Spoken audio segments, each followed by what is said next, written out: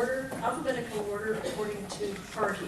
So we start with 1, Thelma Coleman for the Conservatives, 2, Bob Jonkman for Green Party, 3, Leslie Borey, Independent, 4, John Trammell, Independent, 5, Danielle Takas, Liberal Party, 6, Sabrina Sawyer, New Democratic Party, 7, Dave Robel, People's Party of Canada, and Jeff Gallagher, number 8, Veterans Coalition Party. Now, we'll begin. The opening remarks will start from number 1, alphabetically, with Thelma Coleman. 2 minutes. Good evening. It has been my honor and privilege for the past 11 years to serve as your Member of Parliament for Brantford Grant. We have seen the accomplishment of many things, among them superb university facilities, a multi-million-dollar water treatment plant at 6 Nations, excellent day-by-day constituency service by our helpful and caring staff, everything from expedited passports and helping you shred unwanted documents. I am seeking your support to continue in your service here in our hometown. I truly believe we are on the cusp of change in Ottawa. Change is in the air, change that will see Canadians elect Andrew Scheer as Prime Minister with his program to bring financial help at last to hardworking Canadians. To help you get ahead, change that will defeat the arrogant and wasteful regime of Justin Trudeau that is loading up debt that will fall hard on our children and grandchildren for generations to come. As business people here in Brantford Grant, and as parents to 4 children, my wife Nancy and I always faced a certain reality. Business budgets and family budgets have to be balanced. You can dodge that reality, but the credit card comes due. Ignoring rising debt levels leads to disaster. The same truth applies even more so to government. Andrew Scheer will end careless and wasteful Liberal deficit spending and bring the federal budget under control immediately and into balance in 5 years. I'm excited and energized at the prospect of serving you in a refreshed, new government that will be keen on making your personal financial situation better, helping you get ahead.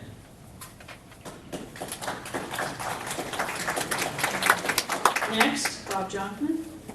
The Green Party has three priorities in this upcoming election, in this upcoming mandate. The climate crisis, obviously with Greens, reconciliation with Indigenous peoples, and proportional representation. Everything in the Green Party platform is tied to the United Nations Social Development Goals, which includes things like clean water, no poverty, no hunger, decent work, and climate action as well. But nobody's going to be interested in dealing with climate change or electoral reform if people are poor or hungry or homeless. And so the Green Party also has a solid platform of social programs, things like guaranteed livable income, national housing strategy, universal pharmacare. These are programs that will cost some money. And people have called this program effective and realistic, but unfeasible. But the people who say that are the people who have a vested interest in maintaining things the way that they are. This is the 1%, the ultra wealthy, the people who control 50% of all the wealth in Canada. These are the people who want to keep things as they are. The Green Party has a plan to address that disparity of wealth by overhauling the existing tax system, looking at taxing banking transactions. That's worth some $15 billion. Increasing the corporate tax for large corporations. It's another $15 billion. What else is there? Tax rate and tax loopholes. The offshore banking that's taking place is a huge tax sink for Canadians. Another $15 billion there. No $15 billion here, it adds up after a while. When the Green Party is going to implement these programs, it'll be a significant change in how the government works. It's not like the previous governments have been doing it in the past. So if you are looking to do something different, thank you. Mr. Gorey? Thank you very much. I believe in the golden rule of public representation. To me, that means that I'm going to try and represent you the way that I'd like to be represented. The first thing I do is if I was a homeless person, the first thing I'd want my representative to do was to get me off the street. And if that means deporting people and giving them their homes, I'd do that very thing, to take Canadians and put them under house, under roof. And then I put food in their stomachs. I put Canadians first before new immigrants. We've got a refugee crisis here right now, and we need to deal with that. It's cold, and that this morning it was already cold. If you're on the street, then you'd be cold this morning. It isn't very good. And if I was a veteran, I want Canadians to put me first. And that way, I wouldn't have to go without health care. Instead of watching people come into our country and getting free health care while I serve my nation and I can't get health care. Now, I'm not a veteran, but I'm just putting myself in the place of veterans. And that's what we should do, empathize with the people that need our help.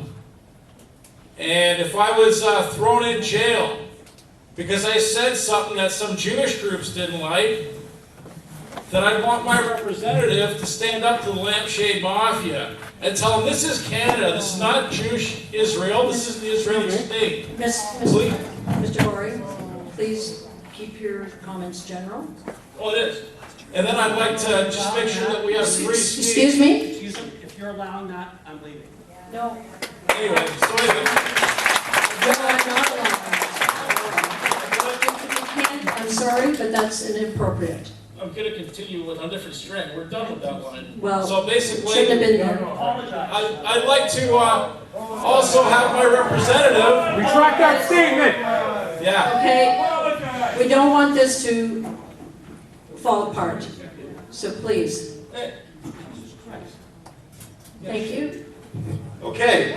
The next thing I'd like to do, or I'd have my representative do for me, is nationalize banking, so that we can have all the social programs that we'd like to have, and have the civil service earn them into existence the way that it happened before in the past. And I won't name the country because I see a lot of sensitive people here. Yes. You might not want to know the truth about what happened, so I'm not going to delve into that. Please, Mr. Gorey, these are inappropriate comments and we will not allow it. I'm talking about finance now. Your time is up. What you're making, Time is up. no. Thank you. Mr. Trammell? Well, when I mention a web page, it's at my site, smartestmanonearth.ca, or smartestman.ca for short. Now, how dare I say that? Well, I got the closest education to Mr. Spock on the planet, engineering, and how to find the winningest way to go with math, gambling, theory. So that's why I took out those sites. Now, I wrote a little poem about our problem. Right here. Canada's debt national had much stability till 1974 starts exponentiality. Same in Ontario, Quebec, debts doubling over time. Did debts all start to grow in big coincidence, sublime? The Bank of Canada once loaned to provinces in debt without the interest that causes budgets to turn red. With only taxes for depreciation and repair, so easily affordable without the banker's share. But in 1974, Pierre Trudeau cut the feed, said no more interest-free loans for infrastructure need. All governments must borrow now new funds from private banks and raise new tax to pay new interest with bankers' thanks. But worse, in 1968, Pierre Trudeau lifted cap on interest from 6% to 60%. That's the rap. In 12 years, central bank rate rose to 22%. Remember that, gray hairs? More tax to pay, more higher rate, more tax to pay, greater debt at higher rates are spent. So, Mr. Spock, at Computer Central all alone, could debug bad code to save the planet from the danger zone. What Spock could do, no help he needed from the low-tech slowes who had no clue. What Spock can do, the engineer says, I can do it too. What can I do? The Spock Move I can reprogram the Bank of Canada with this famous Let software to get Thank you, everybody Mr. to Thank you, trust Mr. its Chamel. credit card. Thank you. Thank you. Next, Danielle Takis. Thank you. I'm going to stand and stay here for the duration of the 2 hours because I am going to hear what's going to be said and I'm going to stand up to it. And I'm going to offer an alternative. And I think you should be standing up to what you hear. And if you disagree with it, you should say so. And you should be offering alternative suggestions, positively what's going to be offered. So I'm running for the second time as Liberal MP because I believe the Liberal government over the last 4 years has done an incredible job to bring prosperity. The evidence is that we have kept 92% of our commitments, and that was done by a recent journal that was non-affiliated with us that did those numbers for us. We are an economy that is thriving with 1 million new jobs, 900,000 people lifted out of poverty, and the lowest unemployment rate in 40 years. We need an MP who reflects what our community is becoming, fresh and energetic. I'm going to do everything that I can in Ottawa or elsewhere to encourage federal investment in business startups in Brantford Brant create good paying jobs. But most importantly, we cannot allow Doug Ford and Andrew Scheer to team up and attack social programs in vulnerable communities. On Friday, while many were at advanced polls, the Conservatives disclosed they were proposing $53 billion in cuts. But no Conservative will tell you what they're going to cut, how many jobs will be lost, and who will suffer. Just like Doug Ford did last year. I can say in all honesty, this is a very close two-way race, and I'm the only progressive candidate who can beat my Conservative opponent, who admittedly I like and is a very nice guy, but it is time we had an MP who represents the values of everyone in Brantford Brant. I won't quit till the job is done, and that's why I'm here. I came up short just 4 years ago because the progressive vote was split, so I'm asking all progressives to get behind me this time. As your MP, I will make sure problems get solved and stay solved. No excuses, just results.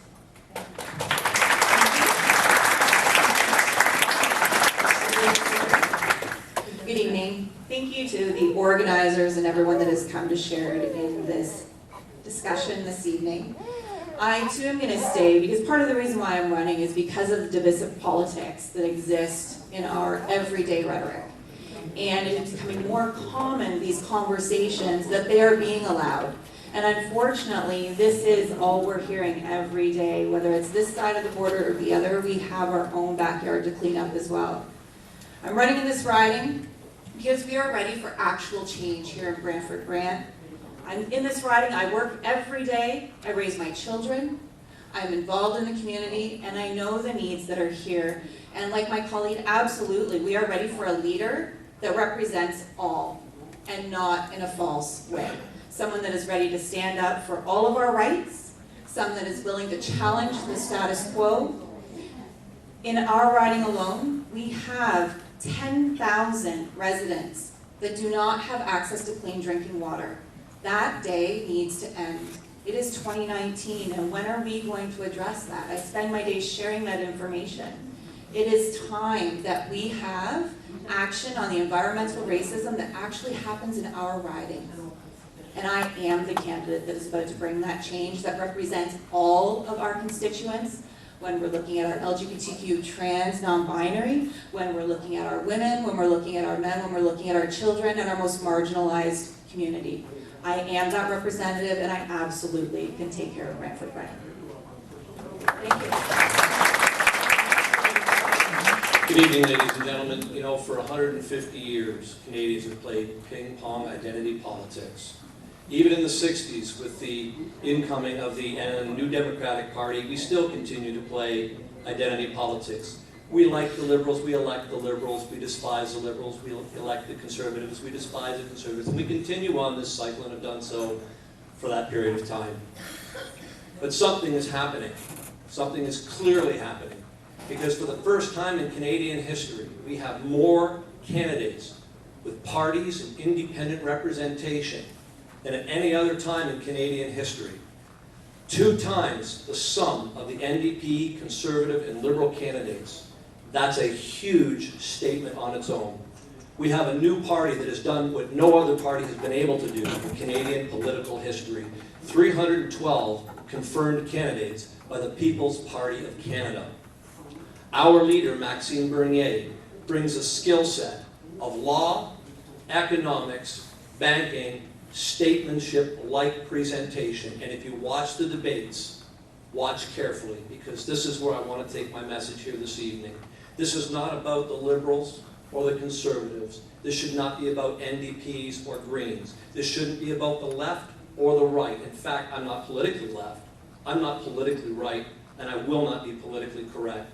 I am a Canadian, ladies and gentlemen, and like you, a Canadian for life. I ask you to look at the policies and be a practical voter, not a traditional voter or a tactical voter. Compare the policies. Look at what is having to be offered. Ladies and gentlemen, my name is Dave Robel. I am the candidate for the People's Party of Canada. I will be here right after this event to answer your questions. Thank you. Thank you. Jeff Gallagher. Hello everybody, I'm going to fly off script a little bit as I tend to do back in my entertainment days, but I want to tell the gentleman at the end that I agree with Phil McColeman. There is no reason for that type of rhetoric garbage to be spoken in a procedure like this. It has been for decades that all the major parties here in Canada have convinced all of us that there is no room for one more party, a small party, to do something brand new. It's always been told that way. We've almost been bred and convinced that voting for a small party is a wasted vote or a waste of time. I am no stranger to miracles. I'm no stranger to doing the impossible. The Veterans Coalition Party of Canada truly believes that we should be spending our time and money focused on those within our own borders. Any race, any color, we are all Canadian, we are all one family, and it needs to be treated that way. Come October 21st, Brantford Brand and all of Canada finally has a true alternative to the big three parties. My name is Jeff Gallagher from the Veterans Coalition Party of Canada, and we still stand on guard for thee.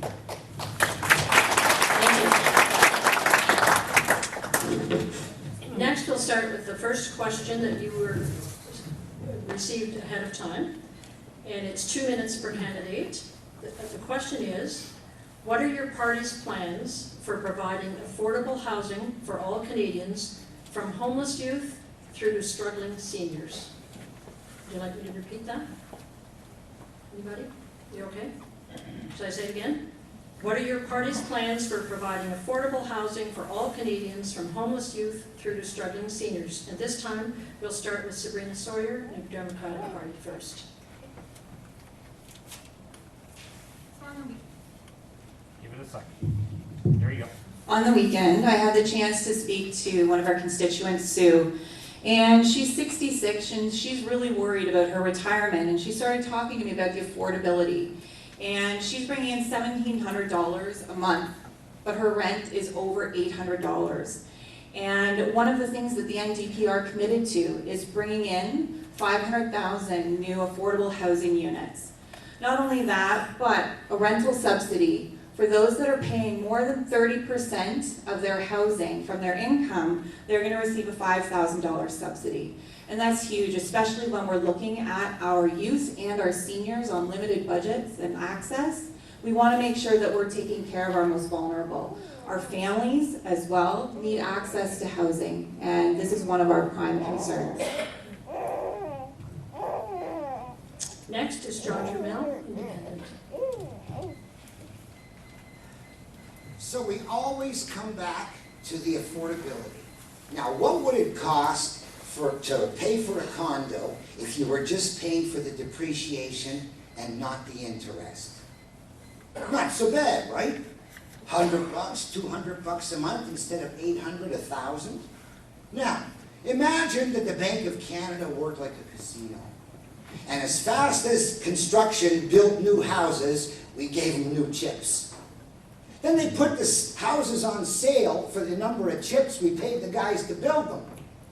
And if you come and sign up for one of those houses, we expect you to cover the depreciation, right? But if it's financed at the Bank of Canada, You don't have to throw in the extra $6 in interest every month for the rest of your life. So, it always comes back to usury, the greatest sin in the Bible. The reason Jesus beat up the bankers in the temple, the loan sharks. He didn't beat up the hookers, the thieves, the prostitutes. He beat up the loan sharks. I thought I had 2 minutes. Yeah, just be careful. Please. You got a problem with my using the Bible? Some people. Okay. No. Say Jesus said, if you have money, do not lend it out at interest. Muhammad said, if you have money, do not lend it out at interest. Is that better now? Islam and Christianity and all Judaism, Nehemiah, let the exacting of interest stop. So excuse me for quoting Jesus in a political meeting when he makes my point. You suckers are being drained Okay. by debt service, Mr. Jamal, and that's Jesus enough, had a way of please. fixing it. That's enough. That's- Hey, I'm listening to her, okay? Stop interrupting me. I was not saying. Excuse me. She has a right to interrupt me, okay? I'm talking the Bible. My time, my time. So please, stop interrupting me, okay? If you can't stay with me, just stay behind. I was talking about Jesus beating up the money lenders in the temple until my time expires. As why we had to get rid of this usury. If I upset you, you're the most fluoridated city in the world. No wonder you're low IQ. I was in Hamilton. I wasn't low IQ in my Okay. youth. So, Your time is up. if you have trouble staying, Time's up, Mr. Jamal. Thank you. No, it's not you, sorry. It's Jeff Gallagher, Veterans Coalition Party, please. I was told there was no alcohol at these events. What is going on? The question of affordable housing is an incredibly touchy subject, because in today's push-button, instant gratification society, the answer to this is going to be a long-term one. And we don't have a phone app to make this problem go away. The long-term plan that the Veterans Coalition Party of Canada wants to put in place immediately is to build homes right away for seniors and veterans that need the most help with affordable housing. Over time and over building infrastructure with new business, with cleaning up the downtown area of the drugs and crime. That is how we build to help out the younger folks with a family, 2 kids, whatever the case may be. But it must start with our seniors and veterans first. They've already given so much to our country and to their families. This is the only way it can be done, is by starting with them and then building down to the younger people that also need the help. It is not going to be a popular solution. It's a long-term one, but it's an honest solution. And that's how I believe it needs to be approached. Thank you. Bob Johnson, Green Party.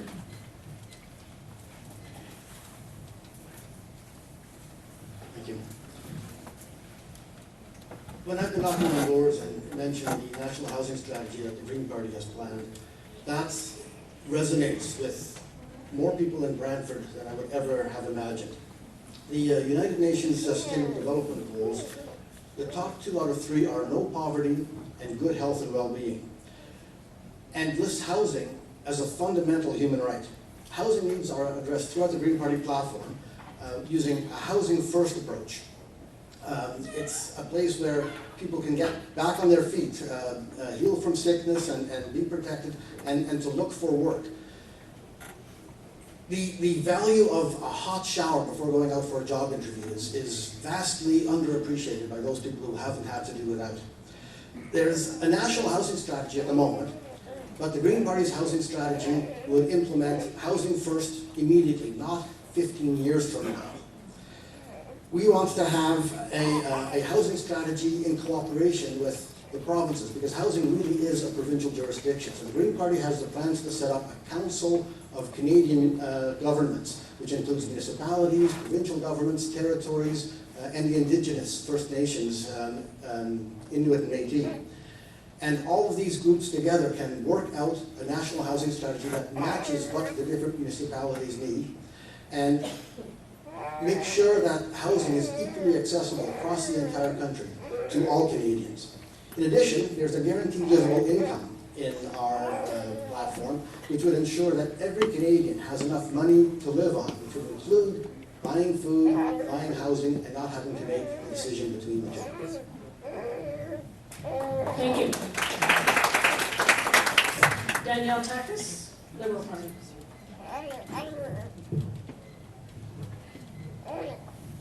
A few years ago, the Expositor had a very insightful article about the need for affordable housing that was based off CMHC numbers and how Brantford was amongst the highest in Ontario for affordable housing units.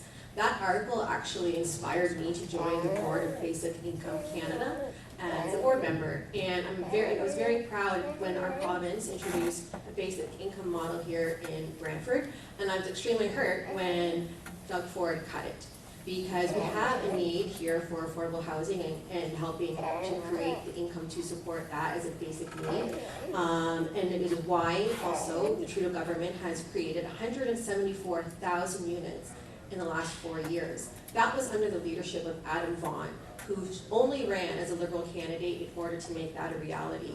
During the last tenure of the government, I invited him here and he wanted to come back a second time. So he has been here twice.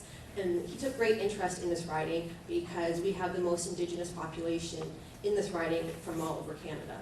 And he wanted to visit Native housing and see how that was being balanced and implement something like that across Canada to alleviate the need for that.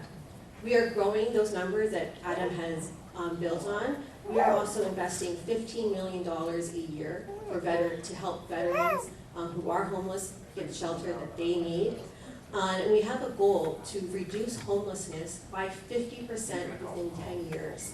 So the Liberal plan is working. More needs to be done, and we can't stop making those investments. Overall, we are making other investments into seniors. We increased the OAS amount that we received by 10%. And we are going to increase that by another 10% once you hit 75.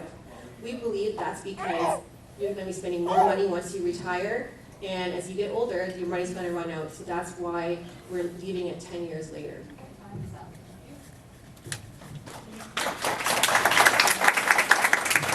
Gabriel Bell, People's Party of Canada. There is a huge demand for housing, but not just affordable, but for other reasons as well. And it is an essential need. It impacts seniors, families, young couples, foreign workers, immigrants, asylum seekers, and refugees. It takes money to pay for rent, mortgages, utilities to live in a house. The average Canadian is roughly $200 away at each pay from being broke. We need to find a way to put more money in your pocket at the end of every paycheck to afford housing. The People's Party plans to deal with this issue in an indirect fashion. One, we must be able to balance our budget and reduce our debt in the first 2 years, and that's our commitment, before we can develop any programs or continue to fund more programs that will establish housing for all people. Two is an income tax reform, going from a $7 billion expenditure 5-tier tax system to a 2-tier tax system, which where an average Canadian family is $55,000 a year income, would put $3,500 more a year back in their pockets. This takes care of all the boutique tax credits that you have to pay up front for, and then apply for credit later. Eliminate supply management and level the playing field for 90% of the farmers to enjoy and participate in the reindeer games of agriculture for dairy and poultry. That's $400 more a year in your house. Abolishing the capital gains tax so people, businesses can reinvest in alternative housing strategies. Work with other levels of government to streamline legislation and cut out the federal government red tape. We need to free up the provinces and the municipalities, the housing industry, to build housing that is needed and keep it affordable. And the last one is the ability to address both population growth and the influx requirement of housing. It's a supply management strategy. This is the one that has the most greatest challenge. It will be difficult to balance both. Thank you. Lester Gorey, Independent. Mr. Gorey, I just would like to say that you've been warned. If I hear any more inappropriate comments, you will be asked to leave. Thank you. All right, everyone. If we nationalize our banking system and get rid of the present model that creates more debt than there's money in existence, we can back our currency with labor, and then when we want to build a home, it'll be a positive thing instead of a liability on our bank books. Because the people that build the homes will earn their money into existence. And that's what I plan to do. Now, there's another thing we can do as well. You don't just control the issuing of money when you control money, like when a nation controls its currency. You also control the debt. And for people in homes that have overpaid for their houses because the prices are ridiculous, we can change the amount that you owe. And we can give you debt relief. And then new people can buy houses, and they won't be in debt for the rest of their life to the bankers. Like the conservatives want to increase the length of mortgages to 30 years. That just puts more money into a banker's pocket. And I'm here because I want to keep your money in your pocket, not in a banker's pocket.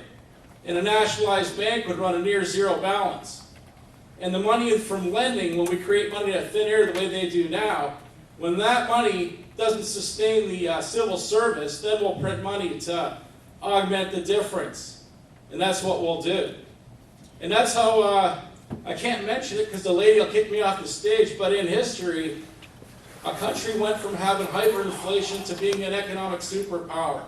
And that's how they did it.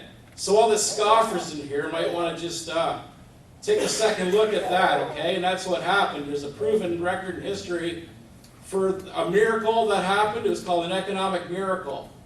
And I propose we do the same thing here. It has nothing to do with bigotry or racism. It's got to do with money. And that's all it is. All right, guys? I'm a Canadian through and through. Time's up. Thank you very much. Thank you.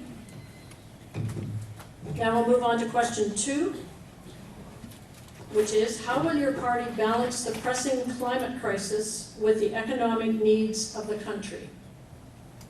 Again, how will your party balance the pressing climate crisis with the economic needs of the country? First this time is Jeff Gallagher, Veterans Coalition Party. Well, this is where I become very unpopular at this table with many of my candidates. There is no climate crisis, people. Nobody at this table, oh, hear me out, folks, nobody at this table is going to say climate change doesn't exist. I will. I will too. Go figure. Nobody that matters at this table will say that climate Enough. change. Thank you. I'll take the warning. Here's my yellow card. Climate change exists. It absolutely does. This world's been around for 4.5 billion years. We've been around as people, what, 100,000, 200,000 tops. It has seen more damaging stuff than we could ever do in the 100,000 or 200,000 years we people have got to share this lovely little blue and green ball. We've only been in industrialism for about 200 of those years. It's pretty arrogant of us as a society to think that something so beautiful as the planet, we can have that big effect on. Now, we are poisoning it, but I assure you that the planet will be here long after we have decided to kill ourselves before we kill it. Now, that being said, there's always more we can do. But again, in today's society, people want to put stuff on social media to prove they're doing something. They want to not use plastic straws. North America as a whole is only less than 1% of the ocean's pollution. But we want to sit there and say, oh, look, I'm doing something by not using a plastic straw. You want to do something about recycling. We go back to what we did when I grew up out west in Calgary. We still had a milkman. Our pop came in glass bottles. We got to return them to the corner stores. Our newspapers got bundled up. We would take them back as well. People claim they want to help the environment as long as it doesn't inconvenience their lives.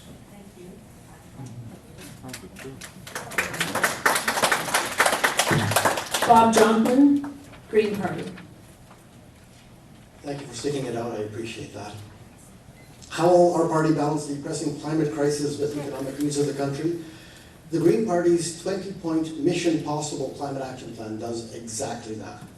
First, we have to recognize that we have a climate emergency and create a cross-party cabinet to address the issue. We want to make sure that all the different parties, all the politicians are working together on this. We have to get and set scientifically determined goals for reducing our greenhouse gas emissions. That's 60% reduction in the next 10 years. We don't have 10 years to get started. We have 10 years to be finished that, to have that accomplished. One way a proven way of achieving that is to implement a carbon fee and dividend. The carbon fee would be applied to any fossil fuels that are extracted or imported into Canada, and then the dividends would be paid out to the Canadians across the board. It ends up that you and I would end up receiving more money as a dividend than we would ever pay in the carbon tax. It's not carbon neutral, but it's revenue neutral because none of that carbon fee goes into the federal coffers. We need to restore the incentives that's been taken away from us provincially. We need to restore the incentives for green infrastructure, for being able to purchase an electric vehicle. We need to be able to switch to clean energy, and by that I mean electricity, not natural gas.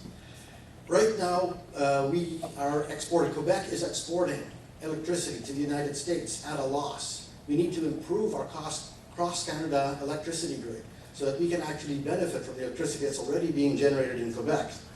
We need to improve mass transit, not Uberized transit, but transit that is actually effective for everybody. And we need to ensure that all our fossil fuel workers are taken care of.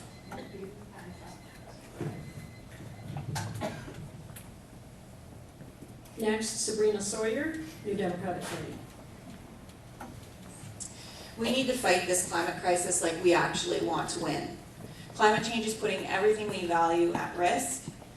We are looking at adopting a science-based GHG emissions reduction targets for 2030. They're in line with stabilizing the global temperature of 1.5 degrees Celsius. We know that Mr. Trudeau likes to give his lovely speeches about climate change. The hypocrisy, though, is real. He declares a climate emergency and then the next day buys a pipeline for $4.5 billion. Not just any pipeline, but a 65-year-old pipeline that can't continue to be used, but is going to have to be completely rebuilt, which takes another investment of $13 to $14 billion. Notwithstanding the $1 billion in handouts to the big oil companies. We're looking at eliminating fossil fuel subsidies immediately and getting Canada powered by net carbon-free electricity by 2030, creating 300,000 jobs, investing in clean energy projects with a climate bank, investing massively in and electrifying transit, retrofitting homes across the country, and putting more zero-emissions vehicles on the road. And that's immediately. That's not waiting 10 years, that's not waiting 25 years, that's taking action immediately. Thank you. Dave Lobel, People's Party of Canada. I believe we all agree that climate is forever changing. And depending on your faith or your science, climate change has been happening for tens of thousands and billions of years. Our planet has experienced 1 to 5 ice ages depending on the science you follow. Every ice age includes a global warming and a global cooling. But how do we differ? By the means of how we react. We can shout and scream and create alarmism with climate crisis and emergencies and impending doom. The government will come along and tax us with carbon tax CO2. That's the air we breathe. Or we can change our attitudes, continue to lead by example, and be the very best stewards and caretaker of our land, water, and air. And how does the People's Party of Canada proceed to do this? 1, stop sending billions of dollars to other countries for their CO2 emissions. Focus on home. Abolish the carbon tax now, not in 2022, according to the Conservative tax credit policy posts. Withdraw from the Paris Accord and set our own national, provincial standards and expectations. Encourage provincial governments to implement programs to reduce emissions. Put the onus on smaller government to work with municipalities to get the job done. Implement practical solutions to make Canada's air, water, and soil cleaner. and encourage all levels of government to work collectively to monitor and address industries and organizations who, for example, dump billions of liters of toxic waste in our water systems. And also, let us phase out our subsidies for green technology towards the end, get government out of the way of private industry, and let them lead our cleaning of environment by their expertise. Ladies and gentlemen, the People's Party of Canada has the right plan, and it's a common sense approach to a long-term solution. Thank you. John Trammell, Independent. Smartestman.ca/global warming has my 88-line poem on global warming. About 20 years ago, how many people remember hearing about the pause, the hiatus? What was that? Well, in 1998, don't forget before that, CO2 and temperature were both spiking. And in 1998, temperature paused, stopped going up, but CO2 kept spiking. And then in 2009, ClimateGate comes out, and we find out that Michael Mann and the boys used a trick to hide the decline, which they call the pause in rise, but it was a decline. So here is a hockey stick graph that you were fed, and notice back here, it's supposed to keep going up, but there was a pause. How long is the pause? When did it stop? It ain't stopped yet. 21 years. So little Greta at the UN screaming the sky's on fire, she never had a rise in her whole life. Because it's colder now than 98, and I win every argument by saying, I'll bet you $20 it's colder this year than 98, and every expert runs away from a $20 bet, because that wins it. So, but this is the real graph you weren't told about. There was something called the medieval warming period, 800 years ago, when Greenland was green, and you could go grapes in Breton. And Michael Mann's statistical massage made the medieval warm period disappear and make you people think that this is dangerous. Okay? You've been lied to, you've been tricked, and all these people remain tricked, fooled by the trick to hide the decline. Okay? I'm a scientist. I object to them playing with the numbers to come up with the wrong answers. You don't understand? Fine. I do. I'll bet my money this year's colder than 98. So who's scared anymore? I'm not. Thank you. Leslie Norrie, Independent. Scam of history. Ladies and gentlemen, I'm puzzled. Most people here seem to think there's a climate crisis. I'm not even here to argue that. Basically regarding carbon. But it seems like most people here want to keep bringing a huge amount of people into Canada that produce carbon. So what's it going to be? Is there a climate crisis or what? Or if people say that we should reduce carbon by reducing our population, reducing the size of it, now we're bigots. So what's it going to be? You don't want solutions? Or you want to admit that maybe there's no problem? Because if there's a problem, we wouldn't be bringing 1 million people here a year, costing us $40 billion a year, okay? $40 billion. That's a lot of health care, that's a lot of civil services that we could buy, right? A lot of people could do some work for us and service in our old age. I'm getting older, my bones aren't the best anymore, all right? Now, if you want to fight pollution, I'm on your team, I'm your guy. Because if we nationalize the banks, we print our money and back it with labor, whatever we need to clean up, we could clean it up. You know, you've heard the statements before, we don't have the money to do this the right way. We have to, live in pollution. No, you don't have to. Whatever you want to do, you can create. Your imagination is your limit. All the money in the world will be there for us to earn into existence, not just give away. That'll be for seniors because they earned it over their lifetime. $40,000 a year is what I plan on giving them. All right? And they don't care how they get their money, whether I print it or whatever happens, as long as seniors get their money. All right? And as far as I'm concerned, they've backed it with their loyalty to Canada over all these years. All right? So printing money is the interest to fix the environment. It's the solution for health care. It's the solution for homelessness. It's the solution for a lot of things, all right? And if we keep picking these, or say the parties that we're running against here, isn't that the definition of insanity? To vote or pick the same thing over and over, expecting a different result? Thank you very much. Danielle Takis, Liberal Party. Thank you. We did buy a pipeline, but it wasn't a bad deal. Number one, we bought it because Stephen Harper made certain commitments that we had to adhere to as a government. And number two, here's the benefits that come from that. I talked to union workers here who wanted us to take pride in that because they believe that by us believing that that pipeline works is us trusting that they are good union workers and they can get the job done and we've trained them well. The money that from the sale of that pipeline, it's going to be invested back into green technologies. So that is the balanced approach to it. We're not going to stop using oil or fossil fuels in the foreseeable future. And I would rather it go through a pipeline that is built by Canadian workers than buying other means that have proven to be not safe for the environment and more risk to us. Rail or on the road for transportation that can have detrimental effects and cost lives. This also shows a respect for the law by our government, and it also shows that by the amount of times that we're going back to consult, a duty to consult, over 100 Indigenous groups have signed on to support that and will benefit from that as well. And we are working with all of them to ensure that there can be a deal for everyone there on the table. We are putting a price on carbon, and I believe most people here support that, and you should be receiving a tax rebate that more than compensates for that. Andrew Scheer does not take climate change seriously. His 65-page plan was panned by environmentalists. It was an oil baron's dream plan.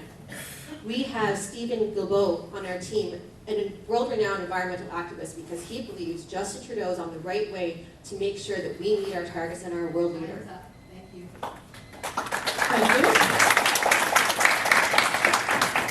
you. Now on to question 3. Is your party committed to the establishment of a national pharmacare program? If yes, how does your party plan to implement this commitment? All right, again. Is your party committed to the establishment of a national pharmacare program? And if yes, how does your party plan to implement this commitment? First is John Trammell. Well, I know those people who want handouts will be disappointed. I want to give you a credit card, make you buy it, and then pay it back without any interest. Affordable. Like in the old days, before Pierre shut down the interest-free loans and started our national debt growing and debts 2 trillion taxed since Pierre helped banks us fleece. Reversing the algorithm gets back 60 grand apiece. So every one of us who was working in 1974, we were all taxed $60,000 each for debt service because Trudeau stopped using interest-free money. How do you feel knowing 60 G's over your life was stolen from you? And you deserved it because you believe that interest fights inflation. Remember that? Raising costs will lower prices. Remember that? Hey, you're the people who believe that you saw planes doing 500 miles an hour at sea level on 911. You believe an aluminum plane cut through a steel building like a roadrunner cutter. You believe 2 planeloads of gasoline can melt 3 steel buildings. So, of course, I'm trying to tell you that you've been lied to so much and you haven't done your homework and bad times are coming. So, yes, if you get an interest-free credit card, you can afford your medication and you can afford your doctors like in the old days. Before you needed charity. Thank you. Leslie Goring, Independent. I've been speaking about a pharmacare program since I began running for office 10 years ago. I'm not a wealthy individual, and I don't think I'll ever be one. The way things are going in our country, I basically am on the ground with all the people. And I know what it's like to be sick, and I took an injury a little while ago, and I saw how a similar injury, I snapped my Achilles tendon on the right side. 20 years ago, I did the left side. Things since then have slid in our healthcare system. I got sewed up on the left side, I got therapy for free, and everything's fine. The right side, all they do is put you in a boot and angle your toe down, and you don't get any free therapy, and it broke again. I broke it twice, all right? So I know what the healthcare system is, and I hear stories from other people that are far worse than mine. If you back your currency with labor, then you can print money to pay for the pills and give whatever drugs people need. And I'd recommend nationalizing these pharmacies or these pharmaceutical companies so that we don't get fentanyl on the streets from these guys. We'll be able to control it a lot better. I'm pretty sure that's where this stuff's coming from, all right?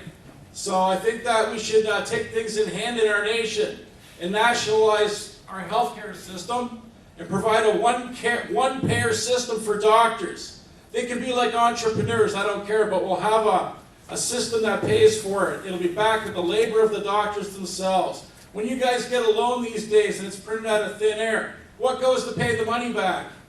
Your labor efforts, don't it? No matter where it comes from, that's where the money comes from to cover the loan that you got, all right? So that's just one of the myths that you've heard over the years, is you can't do this. And the people that hire the bankers or hire the newspaper people are the bankers. So they're giving us information that we develop our opinions with, all right? So if we're lied to, garbage in, garbage out, you vote for the wrong people, it's over. Do it all over again, repeat, all right? And that's why I'm here, to stand up for Canadians and to make sure that we're not left behind in our old age. Thank you very much. Dave Rebell, People's Party of Canada.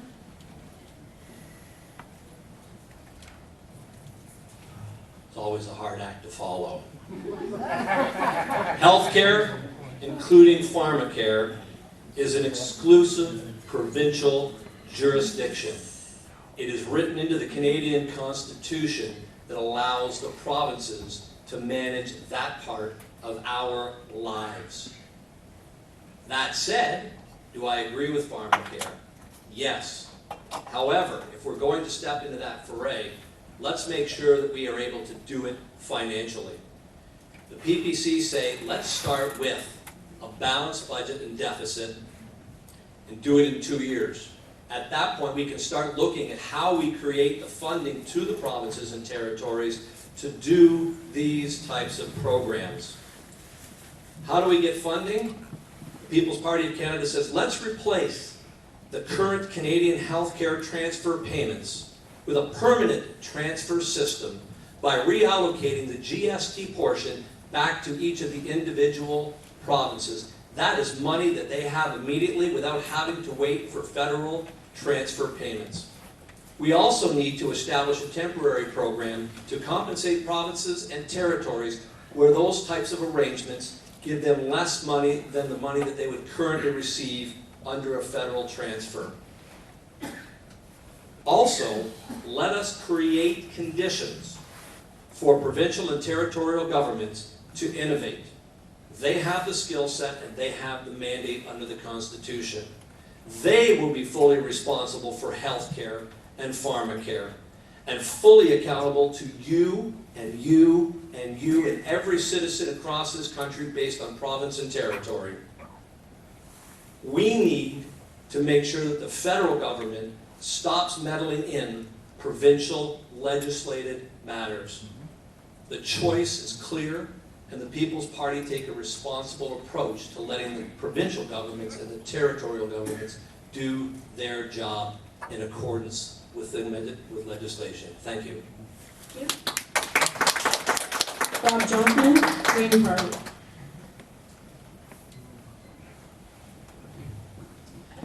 Is our party committed to establishing a pharmacare program? Yes. And how do we plan to implement that? Well, the Green Party has been proposing a national pharmacare program since well before the 2015 election.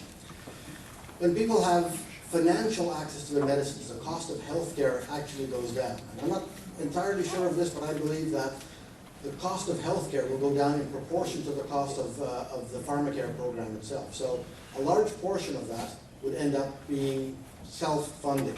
But our platform budget identifies $30 billion a year to implement the National Pharmacare Program, as well as an additional $2 billion a year for dental care.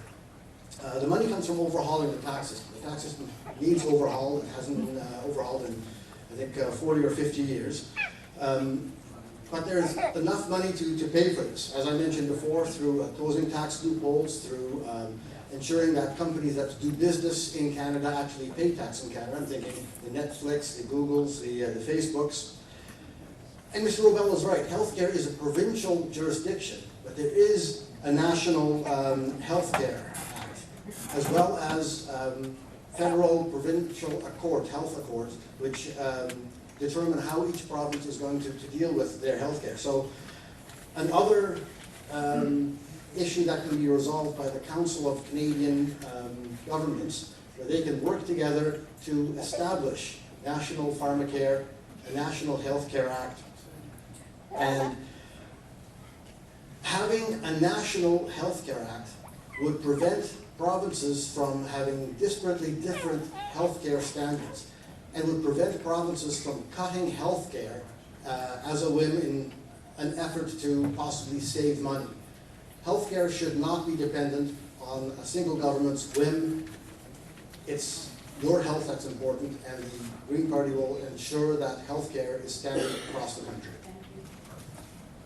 Thank you. Danielle Takis, Liberal Party. I've been talking a lot about our pharmacare plan at the doors, and a common response I get, especially from seniors as well, I already don't pay for it, it's covered under the coverage I have, so this doesn't really affect me. I just pay the dispensing fee, which is a couple dollars. And let me tell you why, though, it's important to have a nationalized plan. Doug Ford decides that one day something that you currently get that's covered is cut. A nationalized pharmacare plan will ensure that that doesn't happen. And $53 billion in cuts again. That was just announced from the Conservatives. Where's that going to come from? It's a big number. I'm going to bet some of it's going to come from what's currently given towards the provinces for healthcare funding. So we are dedicated to working with all the provinces and creating an $11 billion accord to create pharmacare. This is not a new idea. I don't care what party it comes from, we are committed to making it happen. We are going to create a drug agency to negotiate Costco-style rates and purchase them across the board for Canada. And also, we are going to ensure that every Canadian has access to a family doctor or a healthcare team. I asked my doctor at Shellington Place, what is a family healthcare team, and is that less than getting a doctor? She informed me that they already have those models in place, that if you call and say I have a certain issue, that you get that doctor that specializes in that issue, or that your file is shared amongst that team that is there. So, pharmacare plan, yes, we are committed to it. We are committed to making this happen. In addition to the $11 billion, a fresh $6 billion healthcare fund to make those things that I just discussed happen, such as the doctor access and increasing mental health support as well. Thank you. Sabrina Sawyer, New Democratic Party. Canada is the only country in the world with universal health care that doesn't cover medication. And we have that universal health care because of the NDP and their commitment to do so. Tommy Douglas brought that for us. The Liberals have promised pharmacare before in 1993. It's 2019, we still don't have it. We are absolutely committed to a full single-payer pharmacare plan. We are looking at providing those supports for all people. So when we're looking at small businesses that are providing those insurance, this is saving for all. It's not just those that are covered, not covered, but for all people. So this is going to help those small businesses that we have in our county that are employing and running those programs, and that's really important. It's going to cover students that fall in that gap between parents and own after they graduate, when they're no longer covered under their insurance and they're seeking it on their own. It's going to cover them, and that's my son right now looking for that. And yes, absolutely, we look at the programs that have been cut, and we do need to be afraid of that. We absolutely do, and that's why we are absolutely committed to providing that pharmacare. We want to make sure that that's happening by the end of 2020. This isn't 10 years down the road, this is now. So as soon as government comes in, within 1 year, we will have that pharmacare in place. And that's absolutely something I'm proud to stand behind Jagmeet Singh for. Thank you. Last, Jeff Gallagher, Veterans Coalition Party. In a perfect world, Pharmacare for All would be absolutely amazing. Unfortunately, as we found out last June with OHIP Plus, for anyone that remembers that, that was an absolute train wreck. And that is because the people involved did not do the legwork and put in the research. We've already witnessed what happens to the casinos, alcohol, tobacco, and now recreational marijuana. What happens when the government owns a monopoly on something? We the people always get charged way more money and receive way less than advertised. So no, at this point in time, the Veterans Coalition Party of Canada would not support Pharmacare for All. However, what we would support, absolutely, 100% medication covered to children under the age of 18 years old like we used to have. We would also drastically reduce the cost of medications to senior citizens that still have their livable and financial independence, offer free medical assistance 100% to senior citizens that are in long-term care, and of course, to our veterans. Again, we've seen what happens when a government owns a monopoly on something, and it's something we cannot afford to do again. Thank you. I have one more question that you didn't receive, and you will all have 1 minute for your ideas. What is your party's strategy for helping Canadians adjust in the transition to expanding automation of work? What is your party's strategy for helping Canadians adjust in the transition to expanding automation of work? Starting with Bob Jonkman, please, Green Party. In my real job, I'm a computer consultant. So I have been working very hard to automate all kinds of work. And the Green Party has an answer to that, the guaranteed livable income, so that everyone would receive an income sufficient to live on and let the robots do all the hard work. It means that people would be able to make art, they'd be able to make music, they'd be able to write books and sing songs without having to work that day job. So automation is actually a reasonably good thing as long as there is support to be able to give people to live off a livable income. Thank you. Danielle Takas, Liberal Party. Do you want me to read it again? Yes? What is your party's strategy for helping Canadians adjust in the transition to expanding automation of work?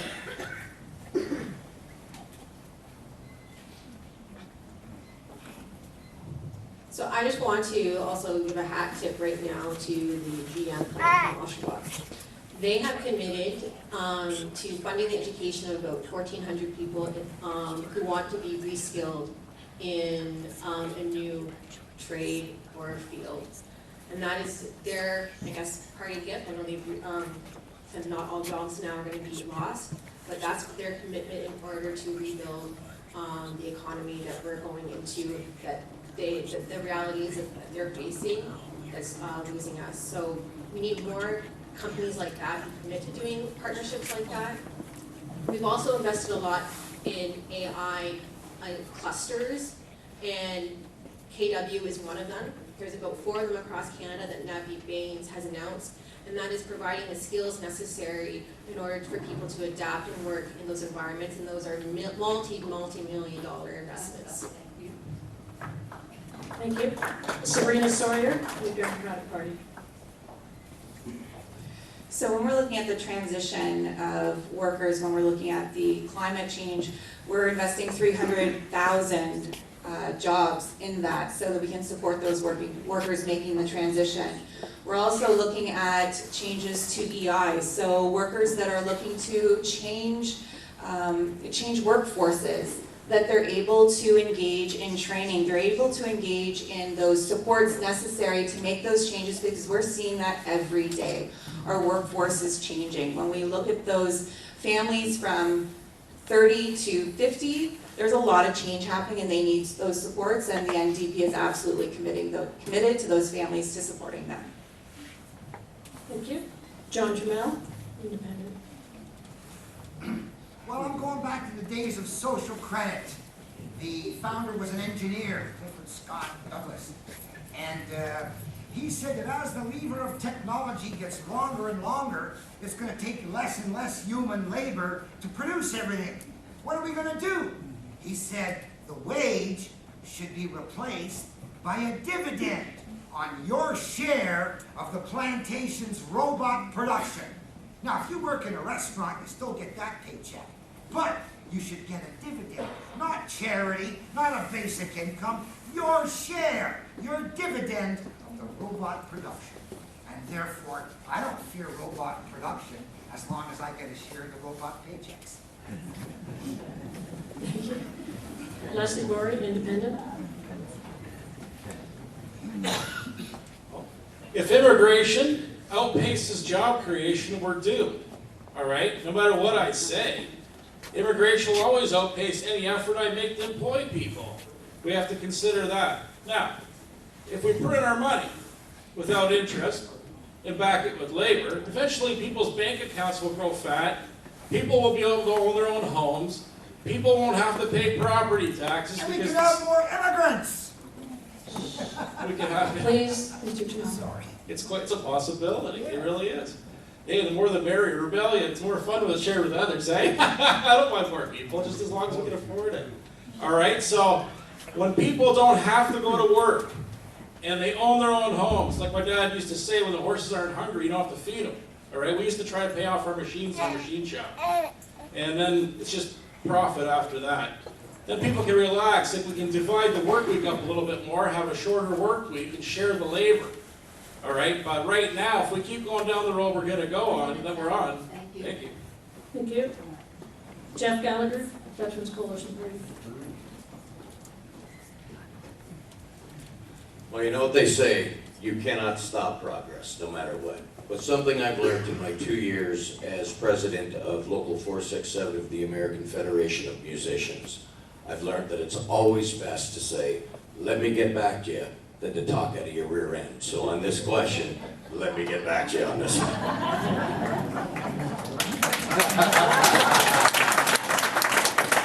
Dave Rebell, People's Party. People's Party has no specific policy, so I'm going to take this in a little different direction. We watch as technology changes. We watch as construction in the construction industry changes. I've been a product of that change. I've had to go back and retrain. There are programs through EI that allow that to take place. There are those who are injured in work, WSIB retraining programs. There are already components that are there. But we also need to, and I teach this with my students and share this, there's a thought of wisdom. We need to start preparing because we already know this is happening. We know that there is a risk. It's called continuing education. It's about reaching out and gathering a little bit further beyond our grasp. Who does this really well right now? The millennials, because they see the change and the availability and downgrading of workforce. They become creative and they find their jobs and they create their own industries. That's the balance we have to take. The onus actually is not on the employer. It becomes part of us as individuals planning for our futures. Thank you. So that ends the questions prepared, 3 that you'd seen heard before and 1 you hadn't. I have some questions that were submitted from the audience. And the first one, these are all 1 minute, please. And this person feels we should make guns illegal. What will your party do about this? The gun situation. So Dave Rebell first, People's Party. People's Party of Canada already has a policy in place that they will represent. It's changes in the gun legislation. Guns will not be illegal. However, there will be changes in the way training is done, the way that the guns are handled and stored. There will be issues with regards to how long you have your licensing. There will be changes in the types of firearms that you are allowed to possess. But making them illegal will not happen under the PPC government.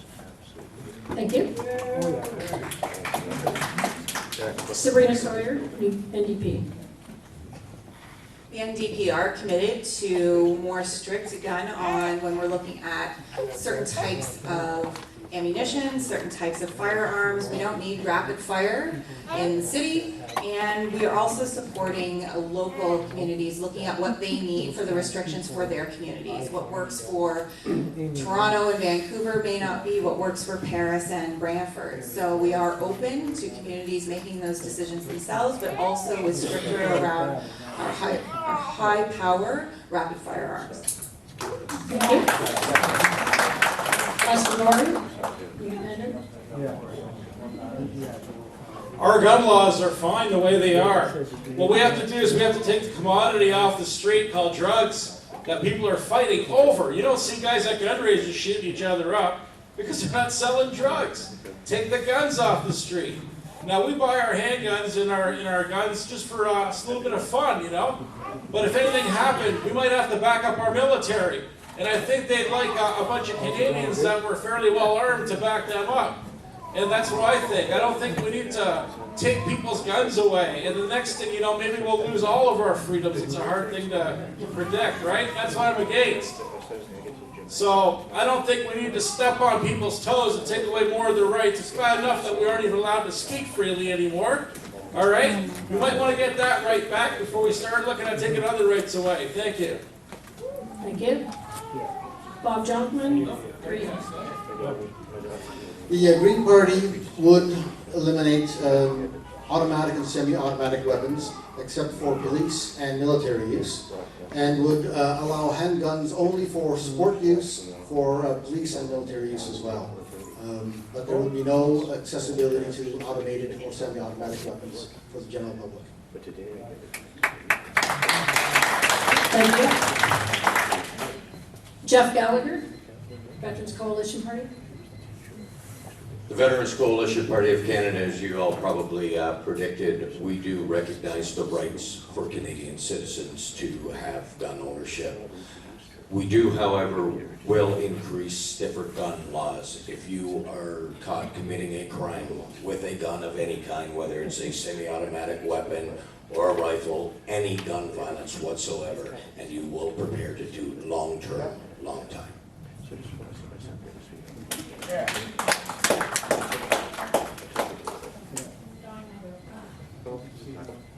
It's not, oh, there we go. Danielle Takis, Liberal Party. We are committed to banning assault weapons and working with municipalities who choose to ban handguns. 8 crimes in Brantford thus far, and it's not even the end of October. This is not Toronto, folks. Brantford is having a gun problem, and we need to have make sure that this does not happen. At the rural debate, our MP, our current MP, incumbent and Conservative candidate, said you should have a right to defend yourself. I do not believe in ask questions later. I do not believe we are living in the United States. Murder is murder, and we need laws to protect ourselves, and we still need laws to protect our property, but those laws are in place for a reason. The police are there for a reason. 911 is there for a reason, and we have to empower our police forces to make sure they can have the ability to respond in an adequate manner. And our justice system must also be strong in order to be a deterrent so that people know that handguns and violence are not acceptable in our community.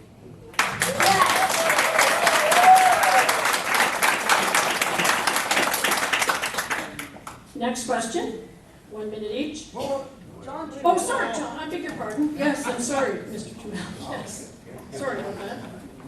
now, I spent 2 years in the military, so I had my share of rifles and machine guns and bazookas. And I like living in a country where 99% of the people don't have guns except for the cops and the robbers. Right? We're pretty lucky compared to the States. But how do we solve their problem to solve ours? How can we make people want to give up their guns? Stop them from being scared. Now, down in the States, for instance, they want guns because someone's going to mug you for your iPhone or your sneakers. But what happens when every thug and drunk and addict has an interest-free credit card, so he doesn't need to mug you anymore? Right? And someday we hope he gets straight and pays it back. But with no interest, it's not like we're going to have to write off much. So, I believe that I don't mind guns being out there, but I would like to induce people to not beat them around the house.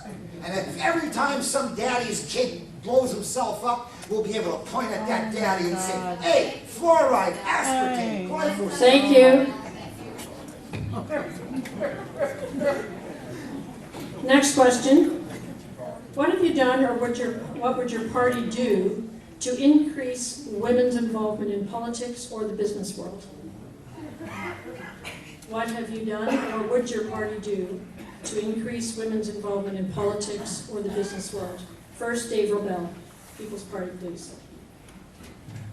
This is perfect because I believe in absolute equality. I love to see women in skilled trades. I've dealt with this for 16 years. I encourage women to be involved, period. They can do the job just as effectively as any man. In fact, in most cases, with the attention to detail, do a job better than men. And I use architectural engineering as a fine example. Some of the best students are women. If you want to be involved in something, find the passion, get involved. You have it within you to do it. We support it, and I definitely support it. Thank you. Danielle Matthews, Liberal Party. I have, let's see, I'm the only woman at the government relations table to represent the banks in Ottawa. People said the first day I started, do I have to treat you differently? I said, no, you don't. Just maybe once a month. And I am dedicated, a woman got me involved in politics. I am dedicated to being the second woman representative for Brantford Brant and being an advocate for other girls who come up with me and bring me their homemade signs and say, I want to be you because you are showing me what I want, that you are showing me that this is possible. Trudeau has been a feminist government. He has put every piece of legislation has to go through a feminist lens. Childcare as well, yes. We are promoting childcare out there and putting record number of spaces out there, and it's something we have been committed for decades. But we are committed to making sure that about 300,000 new spots are created in the coming years ahead and help flex workers. If you work shift work or irregular hours, that happens. The Women's Entrepreneur Fund, $1.4 billion into women. Thank you. Jeff Gallagher, Veterans Coalition. Well, this one's an absolute no-brainer. The Veterans Coalition Party of Canada is all over this 100% because it's a proven fact now. Times have changed. Women are now way more educated, way more driven than men are nowadays. I have a 23-year-old son, and I watch him, and let me tell you, he is nowhere near as motivated as his girlfriend is. I guess somebody's got to work nowadays with the millennials, right? So absolutely 100%. There is no battle of the sexes anymore. Women truly are exactly the same as men, only with different body parts. So 100%, they deserve to be on every level of politics and in the workforce. Thank you. Bob Jonkman, Green Party. In countries that have proportional representation, there is far greater gender balance in their governments. Proportional representation doesn't only mean proportionality for the parties, it also means proportionality for gender balance, for religious affiliation, for ethnic origin, for all manner of other things that aren't well represented in our parliament today. So the Green Party would absolutely implement proportional representation, and as a result we will see more women being elected to parliament. As far as business goes, I'm glad somebody mentioned childcare because that had actually slipped my mind. The Green Party does have $15 a day childcare in its platform, so that would go some ways to encouraging women to rejoin the workforce after work. The other thing is the guaranteed livable income. The only people who stay out of work with a guaranteed livable income are women who look after their children, students staying in school, and men who are looking for work in their field of training. So having a guaranteed livable income would give women the opportunity to work from home because they've got the guaranteed livable income to live off. Thank you. Leslie Laurie, Independent. Thanks for the question. I'm a machinist, which is, you see a lot of guys in machine shops, you don't see a whole lot of ladies. We had one lady work with me recently, or in my shop, and I took her under my wing when I could, and so did all the other guys. And whenever we had a special operation that comes up once in a while, like a special kind of cut or something, I'd ask her to come over to witness it. That way she could see how it's done. All right? I treat her like she's my own daughter or my son. All right? She's a younger lady. I wasn't for her. She left on her own, but we tried to do what we could do while she was there. And the shop I work in has some of the most skilled people anywhere. All right? I don't see the difference between men and women when it comes to work. All right? It's not like I'm looking for a spouse or something like that, you know what I mean? But other than that, we're all the same. And you just got to throw out the welcome mat and let women know that they're welcome and want it. Because if we need something made in Canada, I don't care who makes it. If I need something, the fact that I've got it is all I care about, all right? I don't care where it came from, as long as it's made in Canada. Thank you. Thank you. Sabrina Sawyer, NDP. So when it comes to how do I engage women to get more involved in politics or business, that is what I do. Within my union, the Elementary Teachers Federation of Ontario, I'm involved at every single level, working with leadership programs, encouraging women, speaking at a number of women's programs, Leaders for Tomorrow. When we look at the FNMI Leadership Symposium, I've spoken every year for the last 4 years. Locally, I'm involved in our local union. I tap other women on the shoulder. I've created 2 leadership programs within the school board. One called Leaders for Tomorrow, which focused on marginalized students, and another called the Good Way Club to encourage Indigenous student leadership. And primarily those are attended by young girls, hopefully getting them into student politics and then moving on from that. So women in leadership, that is what I do and that is what I am. Thank you. John Janelle. Well, as a professional poker player, I have played opposite some smart, tough, competent women who would be insulted at the thought that they should get some kind of a leg up when they compete with me, even though I'm the great white shark. The Taj professor at the Taj Mahal in Atlantic City. I was called the professor in that movie. Anyway, the point is, I'll give women the same interest-free credit card I'll give men, and nothing else. If they can't make it on their own, they're losers. If they can, they're winners, just like my poker game. So why should I treat women differently elsewhere? Thank you. Next question. 1 minute. Leaders of political parties, when found in violation of conflict of interest standards, receive nothing more than nominal fines. Does your party believe there should be real, meaningful consequences for such violations? Again, leaders of political parties, when found in violation of conflict of interest standards, receive nothing more than nominal fines. Does your party believe there should be real, meaningful consequences for such violations? Starting with Danielle Takas, please. October 21st, we are going to the polls. You have a choice to make.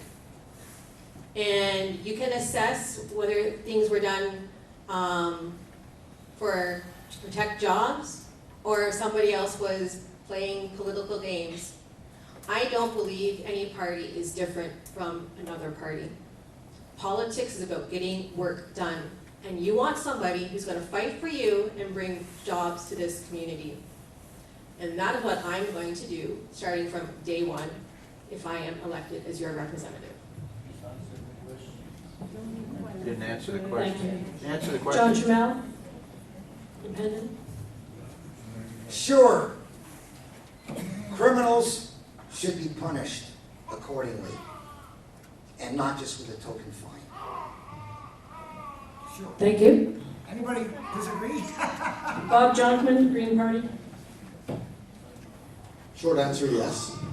In the Green Party, the leader of the party, Elizabeth May, is no different from any other member of the party. She's the spokesperson for the party, articulates the policy, does so very well, but doesn't establish policy, doesn't instruct the members, doesn't direct votes in Parliament. She's not the party whip. And so our leader, is exactly like anyone else within the party, and if there's a conflict of interest case to be resolved, Elizabeth May should be treated just as any other member of the political sphere. Thank you. Jeff Gallagher, Veterans Coalition. Absolutely, 100%. And the Veterans Coalition Party of Canada actually took a step further. Every candidate across Canada that we have has signed a memorandum of understanding that says that if we do not at least attempt to fulfill everything in our platform, each candidate in each riding will voluntarily resign. I would like to see the other parties do that as well. Dave Ramel?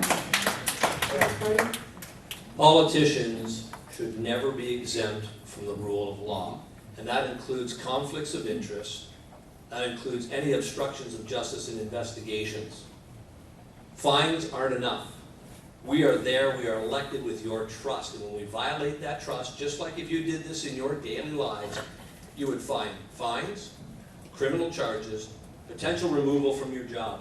And quite frankly, I look at it as first offense, depending on the offense, fines, censure of your office, and expulsion from politics. Not a problem for me. I've represented it that way as a member of council. You are held accountable. And it shouldn't be every 4 years, because I have to say, that is the lamest excuse I've ever heard come out of anyone's mouth. Oh, we'll get rid of you in 4 years. No, you break the law, you're gone.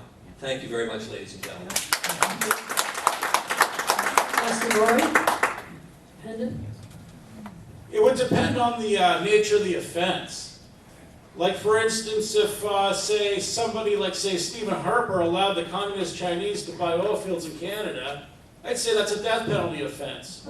Or like Trudeau's dad letting the bankers take over our financial system, I'd say that'd be a death penalty. You're deep into death penalty territory on that one. Or if you fight wars for other countries, then that's a problem with me. Please. What?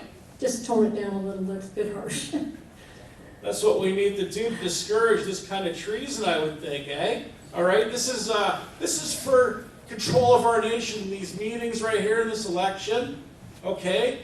We've got to provide people with some kind of consequences to consider if they're going to betray us. So people like me who are representing the Canadian people need to be heard, all right? And I don't mind getting tough with these people who are betraying us.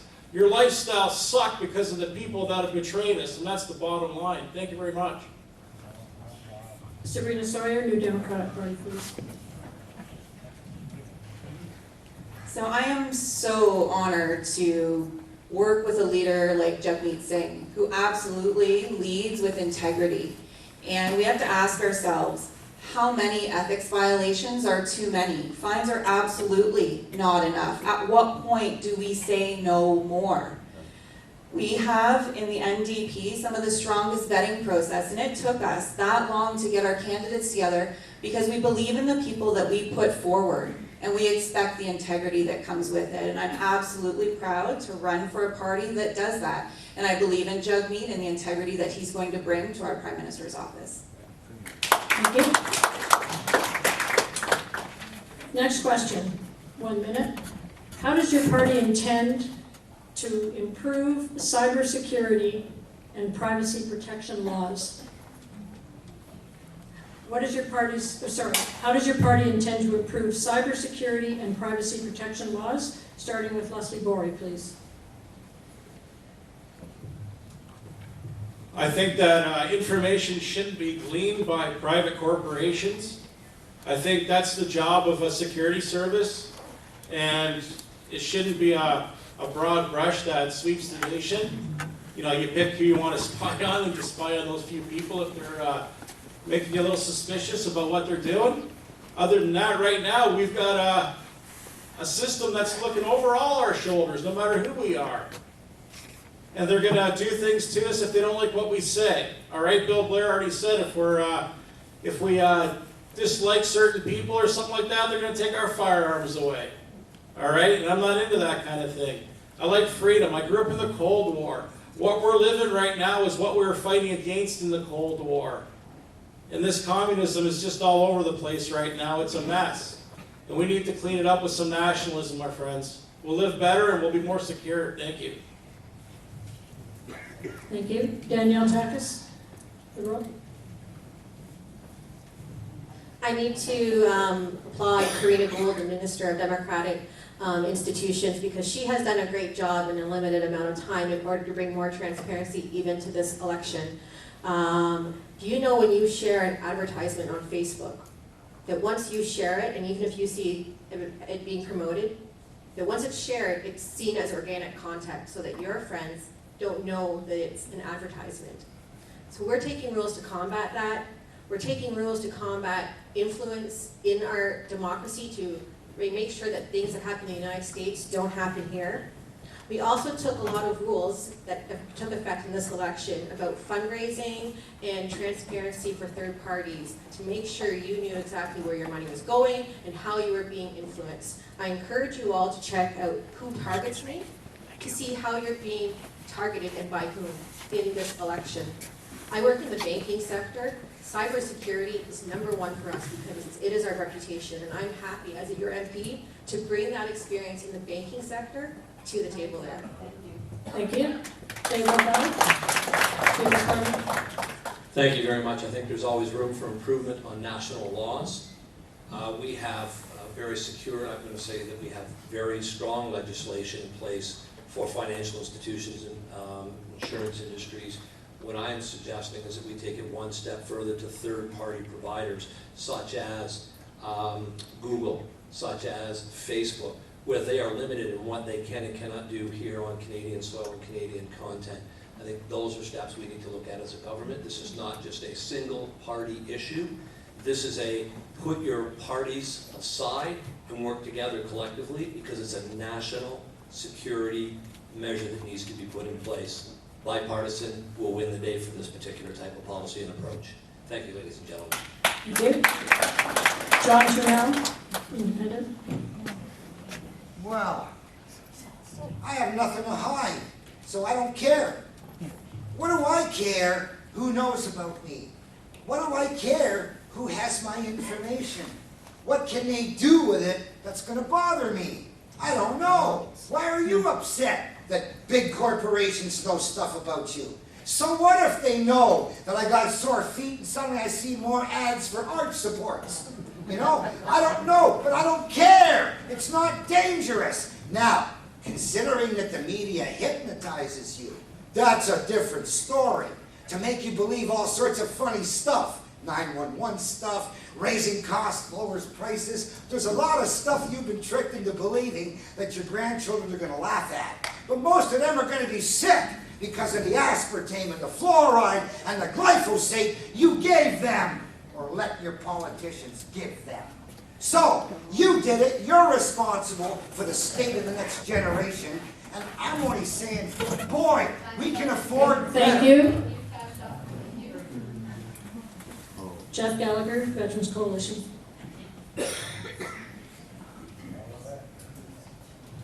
Luckily for me, I am part of a party that is built by veterans.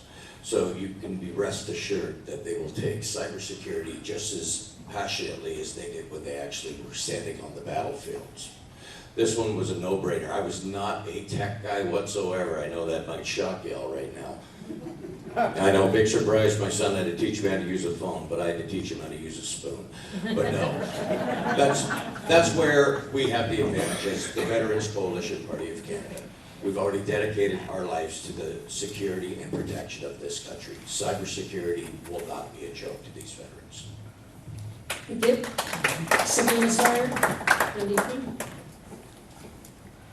So the New Democrats recognize the threats posed by interference in Canadian elections, and they're committed to doing more to make sure that it isn't happening here. We're also committed to strengthen privacy protections for Canadians by boosting the power of the Privacy Commissioner to make and enforce those orders. And Bob Johnson, Green Party. Ms. Dakash said that Green Group has been working on Canadian cybersecurity. That's the right idea. Electoral security is exceptionally important, and right now Canadian federal elections are being done the right way. It's being done with a paper ballot, which is about as secure as you could get. Back in 1870 or so, Australia adopted the secret paper ballot. That was a huge technological advance that has really not been improved on since. Elections Canada does an absolutely marvelous job in dealing with the paper in an absolutely secure manner. There are problems with cybersecurity in the surveillance corporations, the Googles, the Facebooks. The Green Party has a platform stance on that, but as a computer consultant, I somewhat disagree with that. Having internet service providers provide censorship on what the larger companies can do is the wrong way to go about improving cybersecurity. Mr. Rebell said something about this not being a single party issue. It's not a single country issue. It is an international problem that needs to be addressed internationally. Thank you. So I think we'll end the questions there. And I will ask each of you to make a closing statement of 1 minute long. 1 minute, Jeff Gallagher, starting Veterans Coalition. I'm sure everyone has a lot to digest tonight and think about the entertainment factor as well. So there's so much to process today. I'm not going to bore anybody with a recap. I'm going to say this though. You've sat here, you've heard the sales pitch from everybody involved. On Monday, October 21st, the choice is up to you. If there's anything I hadn't said that you figure was so far extreme, I invite everybody to check out the Veterans Coalition partyofcanada.com. I also have copies up here tonight of our full platform. And outside of that, I'm no stranger to miracles, and I truly believe that anything worth fighting for and anything you love, you're going to do it. I truly love the citizens of Brantford Brant, and I'm fighting for them, and I'm fighting for every Canadian veteran that feels this country has turned their backs on them. My name is Jeffrey Gallagher, and we still stand on guard for thee. Thank you. This time we're going back up the table, so Dave Rebell's next. People's Party. Ladies and gentlemen, I want to thank you very much for your patience and your tolerance. To the ladies and organizers here this evening, thank you very much for all the effort that you have fundamentally made here for us to make it a much more comfortable and much more of a learning-based environment. Ladies and gentlemen, my name is Dave Rebell. I am the candidate for the Coalition's party. We can talk about who I am and what I've done and all these wonderful accomplishments, but that's not the issue. The issue here is we have choices. The issue here is we have the ability to separate ourselves from the status quo, to break with tradition. I encourage everyone to use that incredible dollar, and I'm not talking about the dollar that's in your wallet. I'm talking about that dollar, your vote. You worked hard for it for 4 years to cast it once. Take the time to explore each party's policies. Make an informed decision. And if you want change, change comes with the ability of getting uncomfortable. I'm challenging you, ladies and gentlemen, get uncomfortable and make that vote. Thank you, ladies and gentlemen. Thank you. Sabrina Snyder, New Democratic Party. I absolutely agree, we need to get uncomfortable. People are going to ask you to vote strategically, and we've been doing this for decades and decades. And we are still seeing the same broken promises time and time again. And we are ready for change, we're ready for leadership. In this time of divisive politics, we're seeing it right here at this table. And we need leaders that are willing to take that on. We know that the Conservatives bring an austerity budget. We know that the Liberals fall in that line as well. We know that during the last provincial election, the Liberals ended up siding with the government that we now have in place with Ford. And is that what we want this time? They're going to flip over to the other side? That's not who we are.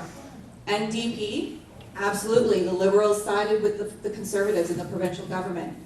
We don't need that here. We have a choice. Vote for your values. Don't vote out of fear. Vote for the NDP.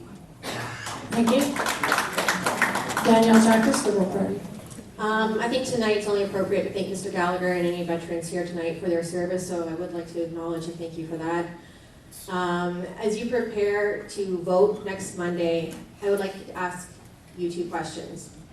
Do you value stability in social programs and the economy? Or are you somehow prepared to absorb $53 billion in painful cuts proposed by Andrew Scheer and Phil McColman? The bottom line is Brantford Brant deserves an MP that will move our community forward, who values your feedback no matter who you are or where you live. I know how to work together to take action and get things done, and I know this community. We need a progressive MP who is going to stop Doug Ford and Andrew Scheer from teaming up to attack those programs that we value. If you're a liberal or not, if you value strong climate change, Indigenous reconciliation, a feminist government, action on affordable housing, and a growing economy that's lifting people out of poverty and working, I'm asking you to cast your vote. Thank you. How many people know family and friends who committed suicide because of their dire, miserable poverty? Probably everybody. The point was, your families, your kids, they're all going to be under the same yoke of oppression. And someday, they're going to ask you, when you had the chance to give me an interest-free credit card, so I wouldn't have to be broke all the time. Hey, put it on the tombstone, okay? Right, dead people committing suicide out of poverty. Put it on your tombstone. Anyway, Brant One did a video of me. It's not at their site, they didn't put it up. The others are all up, but I'm not. But I made a copy and I posted it. So just YouTube for Brant One and Spock Move if you want to hear what I have to say. You just heard a few snippets tonight. But Brant One did a great interview, so good it was too hot for them to put it up. Okay? So look for Brant One and Spock Move and you'll find my story. Thank you. Leslie Gorey, Independent. Well, I think by now you figured out that if something needs saying, I'll be saying it. And if it's to advocate for all you, I'll be saying it. I won't just cut and run like some people do at the first sign of trouble. All right, I'm here to fight for you, not to be a little wimp and run away, instead of fighting it out for the rest of the night. All right, folks, if you want someone to stand up to the most powerful enemies of our nation and their stooges in the House of Commons, you pick me and I'll do that very thing. Thank you very much, everybody. Good night. Bob Johnson, Green Party. This has been an ugly election campaign. The media is concentrating on all the insults, jabs, and words that the leaders are throwing at each other. Although here in Brantford Grant, we've been very polite towards each other at any rate. The Green Party values cooperation and consensus-based decision-making above partisan politics. So if there should be a minority government, the Green Party and I will be willing to work with any other party to achieve results, as long as the three priorities for the Green Party are met, which is addressing the climate change in a meaningful way, having reconciliation with Indigenous peoples, and having electoral reform. Don't vote strategically, vote for what you believe in. Vote for the things that you actually want, because if you vote for something you don't want, the best thing that can happen is that you're not going to get it. The Green Party is the only party with a realistic, science-based climate action plan. So if you really do want to have a change in government, vote for Green, vote for me. I'm Bob Johnson.